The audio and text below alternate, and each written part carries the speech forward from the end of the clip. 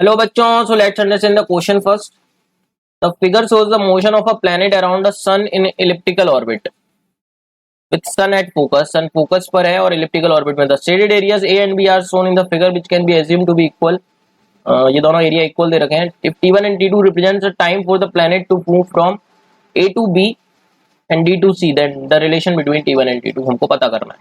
तो बच्चों अगर हम केपलर के लॉ को रिमाइंड करें, केपलर्स का सेकंड लॉ, तो केपलर्स का सेकंड लॉ क्या बोलता है बच्चों कि जो हमारा इलिप्टिकल ऑर्बिट है अगर इस तरीके से और यहाँ पर हमारा सन है और ये प्लैनेट है, तो केपलर का सेकंड लॉ क्या बोलता है बच्चों, the line joining sun and planet अगर ये एरिया स्वैप्ट करती है टी टाइम में, तो इस एरिया की वैल्यू अगर डी ए है तो क्या बोलती है, डी ए बाय ये डी टी टाइम में करती है अगर, तो D A by D T is constant.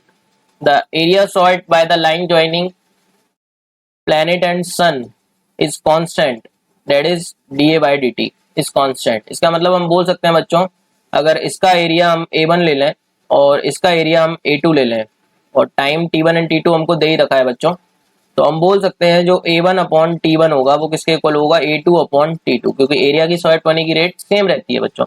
अब क्वेश्चन में हमको बच्चों a और b सेम दे a1 एंड a2 सेम दे रखा है, तो यहाँ से हम बोल सकते हैं a1 अपॉन a2 किसके इक्वल हो जाएगा बच्चों, t1 अपॉन t2.